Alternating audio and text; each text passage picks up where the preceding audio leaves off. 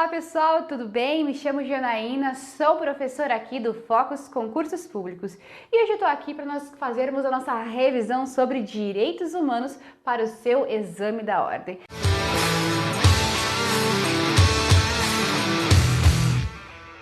E aí, já de início, vamos conversar sobre teoria geral dos direitos humanos. Vamos falar então sobre um pouquinho o conceito de direitos humanos, a classificação e as principais características. Então vamos lá. Pessoal, qual é o significado, qual é a abrangência, o que são direitos humanos? E aqui eu tenho um conceitinho do André de Carvalho Ramos, doutrinador nesse assunto. E o André de Carvalho Ramos, ele traz o seguinte: os direitos humanos consistem em um conjunto de direitos considerado indispensável para uma vida humana pautada na liberdade, igualdade e dignidade. Então, os direitos humanos são direitos essenciais e indispensáveis para uma vida digna. Então você já percebeu que dignidade está intrinsecamente ligado ao conceito de direitos humanos. Então sempre lembre, pessoal, direitos humanos são direitos essenciais. Então eles são um conjunto de normas jurídicas, tanto nacionais quanto internacionais, que buscam então assegurar um patamar mínimo de dignidade para os seres humanos. Quais são exemplos? Nós temos aí liberdade, a igualdade, o direito à vida, o direito à propriedade, o direito à saúde, o direito ao trabalho, entre outros direitos. Então é muito abrangente o ramo dos direitos humanos. Então sempre lembre aí, direitos humanos são direitos essenciais para uma vida digna. E o que é essa tal de dignidade? Claro que o conceito de dignidade, nós não temos aí uma concretude, porque nós temos que ele possui mais de um significado, ele é polissêmico, pessoal. E aí não há uma concretude em sua definição dentre muitos doutrinadores. Por isso, o conceito de dignidade, ele é aberto, ele está em permanente processo de desenvolvimento e evolução. Mas aqui nós temos um conceitinho. Então, dignidade da pessoa é a ideia de que todo ser humano tem direito de ser respeitado pelo simples fato de sua humanidade. Então, pelo simples fato de ser humano, ele possui o direito de ser respeitado. E aí nós temos que lá que a palavra dignidade vem de dignos, que ressalta que é aquilo que tem honra, que tem importância. Então nós temos que, pessoal, dignidade é uma qualidade intrínseca e distintiva de todo ser humano. E por ele possuir essa qualidade, essa dignidade, ele tem direito a ter direitos, ele deve ser respeitado e ele deve respeitar as pessoas. Beleza? Por ele então ter dignidade, ele é, pessoal, titular de um rol de direitos, ele deve ser protegido pelo Estado. O Estado deve assegurar uma existência, claro, uma existência digna, com o mínimo que ele possa então ter esse desenvolvimento humano. Beleza, pessoal? E aí você já sabe o conceitinho de direitos humanos, que são esses direitos essenciais a uma vida digna. E dignidade, você sabe que todos os seres humanos têm, porque é uma qualidade intrínseca e distintiva. E aí, classificação dos direitos humanos. Então, como os direitos humanos são classificados? Dentre várias teorias, nós temos aí a teoria das gerações, das dimensões, que tem caído bastante aí nessas provas. Então vamos lá. De acordo com a teoria das gerações ou dimensões, que foi desenvolvida lá em 1979, essa teoria que é utilizada pelo STF, nós temos que os direitos humanos eles são divididos em gerações, em dimensões. Claro que posteriormente essa teoria ela foi aí, pessoal, ela foi ampliada em quarta e quinta geração. E aí, pessoal, nós temos 3 dimensões de direitos humanos, segundo essa teoria do Karel Vazak, esse jurista francês. E aí ele traz o seguinte, que a primeira dimensão corresponde aos direitos individuais, civis e políticos. E esses direitos, então, pessoal, nós temos que são direitos a prestações negativas do Estado, porque o Estado ele deve proteger a esfera de autonomia do indivíduo. Mas o Estado ele só não vai agir de maneira negativa, ele não vai deixar de intervir, de intervir nessa esfera, ele vai proteger o indivíduo. E aí nós temos um papel passivo, que é a abstenção de violar esses direitos humanos. beleza? Aí que são as prestações negativas. E nós temos também, pessoal, prestações positivas, porque o Estado ele tem que trabalhar no sentido de garantir segurança pública, de garantir a administração da justiça. Então, primeira geração corresponde a esses direitos individuais, civis e políticos. São os direitos relativos à liberdade do ser humano. Então, o Estado, ele não pode intervir, mas ele tem que assegurar essa autonomia, essa liberdade do indivíduo.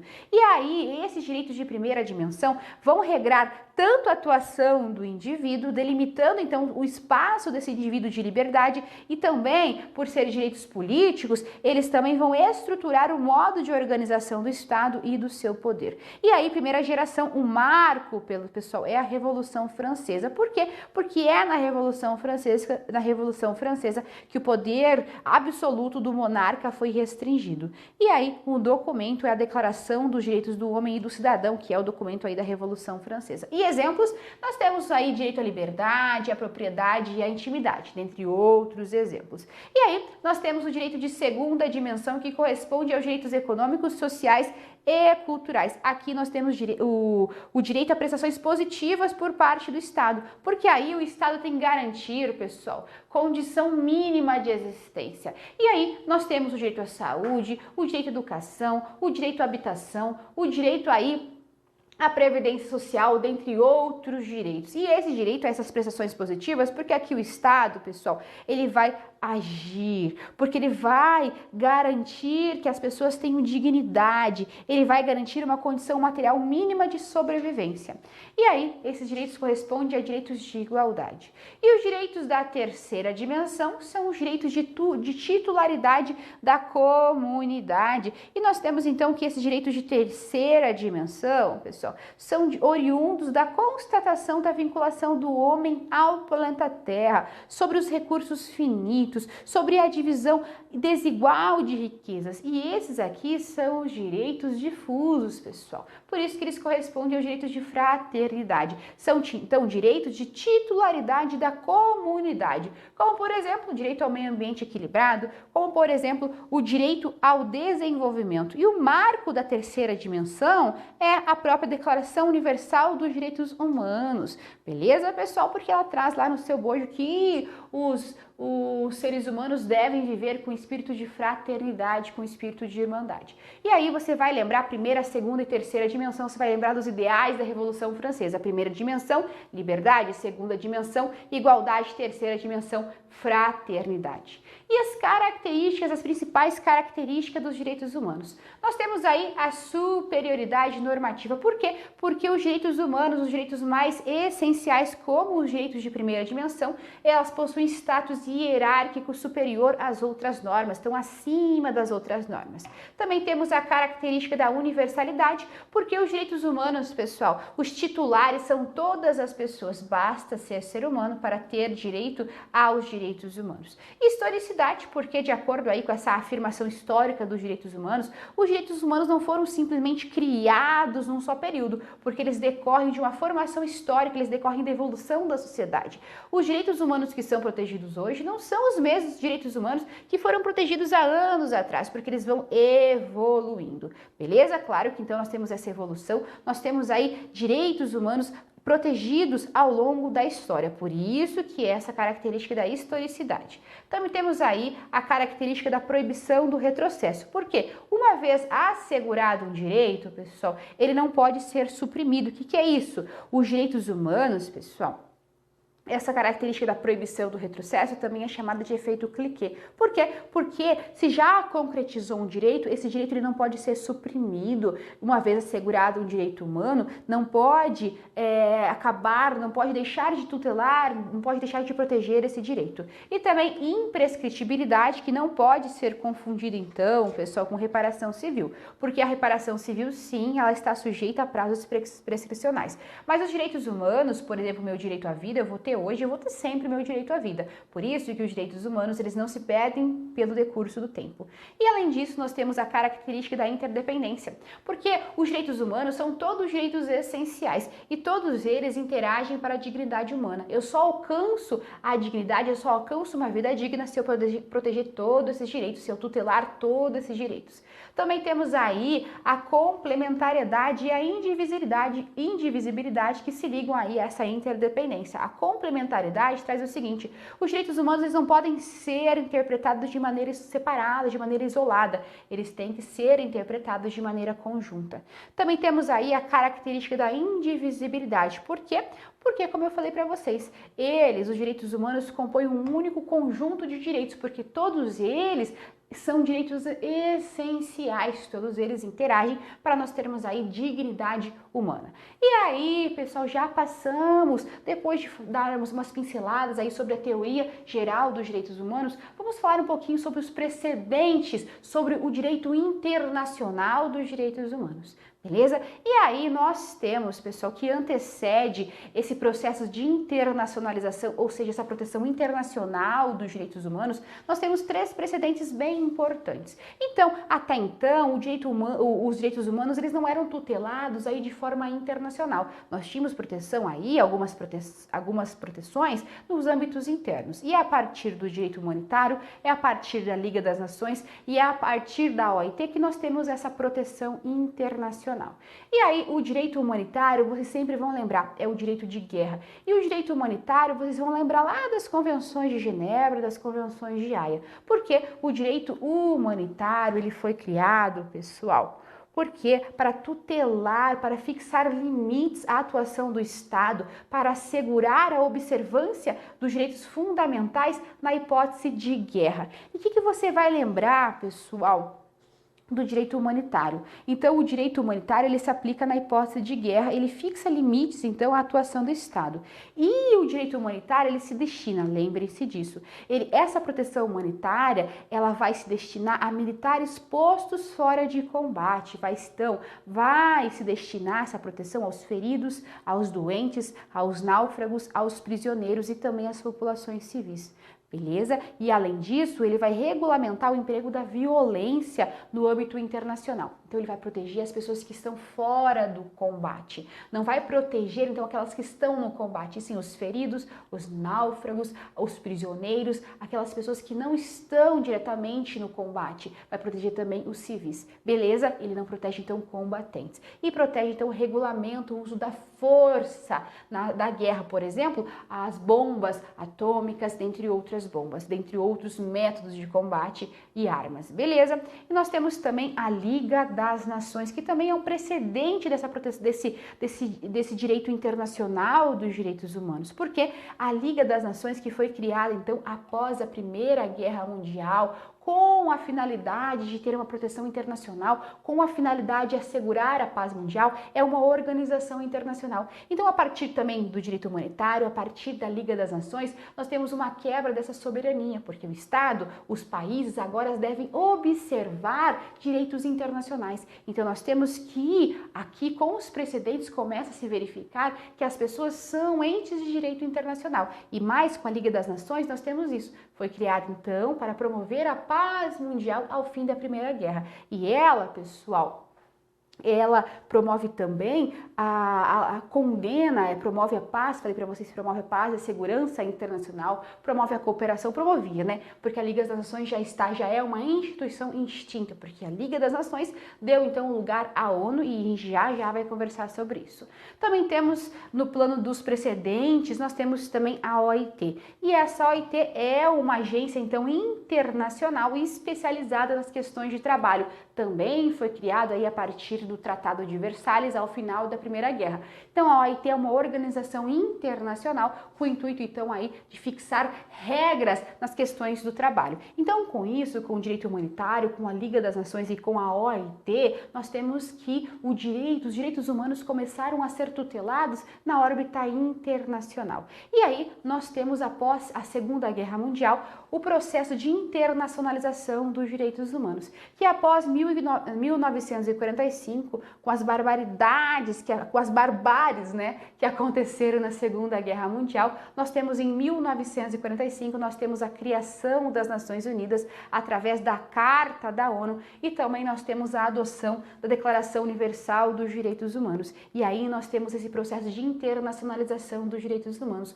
porque a ONU, a Carta da ONU também, uma das suas competências, das suas funções era a proteção dos direitos humanos na órbita internacional. Por isso que nós temos, pessoal, essa internacionalização dos direitos humanos. E aí, a Carta das Nações Unidas, então, é um documento de 1945, é também chamada de Carta de São Francisco e é a Carta das Nações Unidas que funda a ONU. E ela foi, então, falei para vocês, assinada em 1945 e ela substitui, então, a Liga das Nações, porque a Liga das Nações, ela falhou. Por quê? Porque eclodiu a Segunda Guerra Mundial.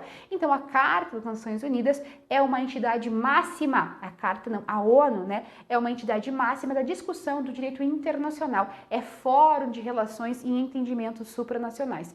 E uma das finalidades da ONU, que é muito importante, pessoal, é a promoção e estímulo ao respeito dos direitos humanos e as liberdades fundamentais. Então nós temos a Carta da ONU, que institui a ONU, cria a ONU. Só que ela traz a Carta da ONU que a ONU deve promover os direitos humanos. Entretanto, pessoal, nós não temos um rol de direitos humanos que devem ser tutelados pela comunidade internacional. Por isso, em 1948, a Assembleia Geral da ONU, que é um órgão da ONU, ela adota a Declaração Universal dos Direitos Humanos. E a Declaração Universal dos Direitos Humanos, a sua natureza jurídica é de resolução da ONU, Resolução 217A3. E aí, a Declaração Universal dos Direitos Humanos traz um rol tanto de direitos civis e políticos como direitos econômicos, sociais e culturais. Direitos esses que devem ser protegidos na ordem universal, devem ser protegidos por todos os estados. E aí, pessoal, a Declaração Universal dos Direitos Humanos é o principal instrumento do sistema global, ok? E ela compreende a declaração, um conjunto de direitos e faculdades, sem as quais o ser humano não pode desenvolver sua personalidade física, moral e intelectual. Então ela traz os direitos mais essenciais para se ter uma vida digna, mas sempre lembrando que a Declaração Universal dos Direitos Humanos é uma declaração, não é um tratado. Ela foi adotada pela Assembleia Geral da ONU através de uma resolução. E aí nós temos a estrutura da Declaração Universal dos Direitos Humanos. Do seu artigo 1 ao 21, nós temos direitos civis e políticos. Do artigo 22 ao artigo 28, nós temos direitos sociais, econômicos e culturais. E a terceira dimensão, coloquei aqui, não há previsão, mas algumas referências, como que os seres humanos devem viver com espírito de fraternidade e irmandade. E só lembrando que eu falei para vocês, no que tange a terceira dimensão dos direitos humanos, a Declaração Universal dos Direitos Humanos foi o marco documental dessa terceira dimensão. Beleza? A Declaração Universal, então, é muito completa, porque ela conjuga o rol de direitos civis e políticos juntamente com direitos sociais, econômicos e sociais e culturais. E tem que lembrar o seguinte, que a Declaração Universal dos Direitos Humanos traz que os direitos humanos, pessoal, são universais. Por quê? Porque toda a coletividade humana é destinatária desses direitos. E nós temos aqui vários direitos que são tutelados, que são aí, que estão no rol dos direitos da Declaração Universal dos Direitos Humanos. Nós temos vida, liberdade, nós temos o reconhecimento da personalidade jurídica, nós temos presunção da inocência, vários direitos civis e políticos e aí também com direitos econômicos, sociais e culturais. Beleza? E aí, direito ao trabalho, direito ao repouso, direito à instrução, direito a participar de uma vida cultural, dentre outros direitos. E aí, vamos começar a falar sobre o sistema global de proteção dos direitos humanos. E aí, esse sistema global, pessoal, você tem que lembrar o seguinte, falei para vocês, nós tivemos a Carta da ONU pós-Segunda Guerra Mundial. A ONU, a Carta da ONU não prevê um rol de direitos humanos. E aí nós temos que foi então adotada a Declaração Universal dos Direitos Humanos. Lembrando que ela é uma declaração, não é um tratado. Por isso, nós temos entendimentos que a Declaração Universal dos Direitos Humanos, estou falando entendimentos, tá? Nós temos entendimentos contrários também. Naquela época, como nós tivemos discussões que a Declaração Universal dos Direitos Humanos, por ter a natureza jurídica de resolução da ONU, não era vinculante, não era obrigatória aos Estados. Por isso, aí nós temos em 1966 a adoção do Pacto Internacional dos Direitos Civis e Políticos e também a adoção do Pacto Internacional dos Direitos Econômicos, Sociais e Culturais. E esses dois pactos, sim, uma vez ratificados pelos Estados, eles são obrigatórios e vinculantes. E esses dois pactos, então, visam deixar obrigatória, vincular os Estados a esses direitos, que são aí direitos da Declaração Universal dos Direitos Humanos. E é por isso, pessoal, que a Declaração Universal dos Direitos Humanos, conjuntamente com o Pacto Internacional dos Direitos Civis e Políticos, conjuntamente com o Pacto Internacional dos Direitos Econômicos, Sociais e Culturais, elas formam a Carta Internacional dos Direitos Humanos, a International Bill of Rights, e é a Carta das Nações Unidas que inaugura o Sistema de Proteção Global dos Direitos Humanos, também chamado de Sistema Onusiano de Proteção dos Direitos Humanos. E sempre lembrando, então, que esse sistema é nada mais que um conjunto, é uma estrutura internacional que alberga aí pactos, tratados, declarações, organismos que aí tutelam os direitos humanos na órbita internacional. E o ponto focal nesse sistema de proteção dos direitos humanos global é a atuação da ONU. Então, a ONU atua diretamente através de seus órgãos e atua indiretamente por órgãos aí que ela presta apoio. Beleza? E aí nós temos o conceitinho do Sistema Global de Proteção dos Direitos Humanos. E sempre lembrando que nós temos o Sistema Global de Proteção dos Direitos Humanos e nós temos também os sistemas regionais, que a gente já vai conversar sobre os sistemas regionais de proteção dos direitos humanos. E aí nós temos vários tratados que foram criados após esses dois tratados que eu falei para vocês. O Pacto Internacional dos Direitos Civis e Políticos e o Pacto Internacional dos Direitos Econômicos, Sociais e Culturais. Após a criação desses pactos, nós temos a inauguração desse sistema global e após isso a ONU ela adotou vários tratados de direitos humanos. E aqui eu tenho alguns exemplos, tá? A Convenção para a Prevenção e Repressão do Crime de Genocídio, tem a Convenção sobre a Eliminação de Todas as Formas de Discriminação Racial, tem a Convenção sobre a Eliminação de Todas as Formas de Discriminação contra a Mulher, Convenção contra a Tortura, Convenção sobre os Direitos da Criança, Convenção também sobre a proteção das pessoas contra o desaparecimento forçado. Beleza? Então nós temos aí esse sistema global de proteção dos direitos humanos.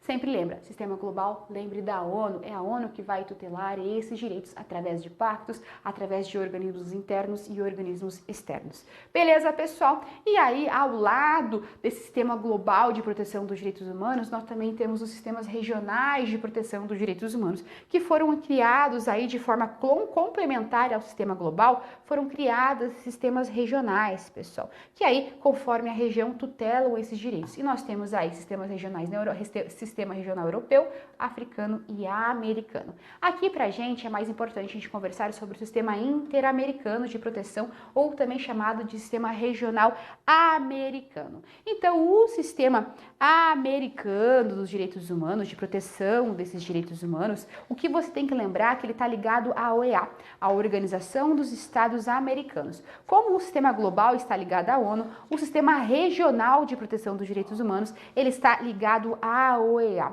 E esse sistema foi inaugurado pela Carta da Organização dos Estados Americanos e também pela Declaração Americana dos Direitos de Direitos e Deveres do Homem. E aí, pessoal, dentro desse sistema americano, nós temos uma convenção muito importante, que é o Pacto de São José da Costa Rica. Esse pacto é um tratado internacional que faz parte aí do sistema interamericano. E esse documento, ele foi assinado lá em São José da Costa Rica, por isso que é chamado de Pacto de São José da Costa Rica, também é chamada de Convenção Interamericana. E ele entrou em vigor aí no sistema regional em 1978. E a Convenção Americana, pessoal, ela aí assegura então a proteção de direitos civis e políticos e também o que é mais importante que a gente vai estudar aqui, além de ela prever um rol de direitos civis e políticos, estou falando da Convenção, não estou falando dos protocolos adicionais. Então a Convenção Americana em si, ela traz no seu bojo direitos civis e políticos, ela não traz direitos econômicos, sociais e culturais. A Convenção em si, depois os protocolos trazem esses direitos econômicos, sociais e culturais. Mas a Convenção Americana, então, traz a proteção de direitos civis e políticos, traz um rol lá que os estados que assinarem devem proteger esses direitos, devem implementar esses direitos. Mas o que é importante aqui pra gente, que a Convenção, ela cria a Corte Interamericana de Direitos Humanos e ela atribui algumas funções também à Comissão Interamericana de Direitos Humanos. Então, tanto a comissão quanto a Corte são dois mecanismos, pessoal, de implementação, são dois aparatos de implementação e proteção dos direitos humanos. E agora a gente vai conhecer o que é a Comissão e o que é a Corte Interamericana dos Direitos Humanos. Então, vamos lá. A Comissão Interamericana de Direitos Humanos, pessoal, ela é um órgão da OEA. Ela não é um órgão do Pacto Interamericano, ela não é um órgão do Pacto de São José da Costa Rica, ela é um órgão da OEA. E ela monitora e também é órgão de consulta que promove, então, o respeito e a defesa dos direitos humanos. E dentre várias funções, para a gente aqui, é importante essa. Ela recebe e analisa comunicações individuais. Sim, pessoal. Então, a Comissão Interamericana, as pessoas dos estados partes, as pessoas poderão, então, encaminhar petições individuais para essa comissão, ok? Contendo, então, fundamentos que demonstram uma violação de direitos humanos que são, então, consubstanciados que estão dentro desse pacto. E olha lá, então, relativo às comunicações individuais, nós temos que qualquer pessoa ou grupo de pessoas ou ainda entidade não governamental legalmente reconhecida em um ou mais estados, membros da organização, pode então apresentar à comissão petições que contenham denúncias ou queixas de violação desta convenção por um estado parte. Então vamos lá, pessoal. Quem que pode peticionar perante a Comissão Interamericana? Comissão, pessoal. Então a Comissão Interamericana recebe comunicações individuais. Então a comissão recebe comunicações que contenham, então, pessoal, denúncias de violação dos direitos humanos da convenção. Então esses direitos humanos têm que estar lá na convenção para que essa violação seja objeto de comunicação individual. Então nós temos que pessoas, entidades não governamentais que sejam reconhecidas em um ou mais países da organização, elas podem, qualquer pessoa, grupo de pessoas ou esse organismo, essa entidade não governamental, podem então apresentar à comissão. Então essas pessoas que podem apresentar. E, pessoal, ao lado da comissão nós temos a Corte Interamericana e elas têm diferenciações. Por quê? Porque a comissão existe a sistemática de petições individuais. Então as pessoas vão poder peticionar a Comissão Interamericana alegando violações de direitos humanos que são protegidos por esse pacto. E aí nós temos também a Corte Interamericana, que foi criada pelo Pacto de São José da Costa Rica. Já essa corte, pessoal, é uma instituição judicial autônoma. Ela foi criada então pela Convenção Americana e ela possui o que? Jurisdição contenciosa e consultiva. Pra gente aqui é mais importante a contenciosa porque ela julga, ela vai julgar os estados ante então uma violação dos direitos humanos que são tutelados por esse pacto. E aí, a competência da Corte Interamericana é para conhecer de qualquer caso relativo à interpretação e aplicação das disposições da Convenção Americana que lhe seja submetido, beleza? Mas, pessoal, a Corte só vai poder dirimir algum conflito, ok? Poder exercer essa sua jurisdição contenciosa se aquele Estado firmou, então, uma declaração que aceita a corte, a jurisdição da corte, beleza? Então, os estados partes têm que reconhecer a competência da corte para esse caso. E a legitimidade ativa, quem que pode peticionar a corte? Somente pode peticionar a Corte Interamericana, os estados partes e a Comissão Interamericana. Então, não é possível que uma pessoa peticione a comissão, beleza? Ou a pessoa pode peticionar sozinha, ou grupo de pessoas, ou entidade não governamental legalmente reconhecida, perante a comissão. Perante a Corte Interamericana, somente pode peticionar os estados partes e a própria Comissão Interamericana. Beleza, pessoal? E é isso sobre a Corte Interamericana, sobre a Comissão Interamericana, era isso que eu tinha para falar para vocês. Agora a gente vai conversar um pouquinho sobre a Constituição Brasileira e os Tratados Internacionais de Direitos Humanos. E aí, pessoal, sobre a Constituição Brasileira e os Tratados Internacionais de Direitos Humanos, nós temos que foi criado um instrumento, um incidente chamado de IDC, Incidente de Deslocamento de Competência. E esse incidente O principal objetivo dele, pessoal, é cumprir com as obrigações sobre direitos humanos que estão aí consubstanciadas em tratados de direitos humanos que o Brasil ratificou, que o Brasil se obrigou. Então, por isso, foi criado, pessoal, o incidente de deslocamento de competência. E aí ele federaliza os crimes graves de direitos humanos aí para a Justiça Federal. Por isso que federaliza, porque aí a competência para esses crimes graves, ok? Claro que depois que for deferido esse incidente de deslocamento de competência, vai para a Justiça Federal.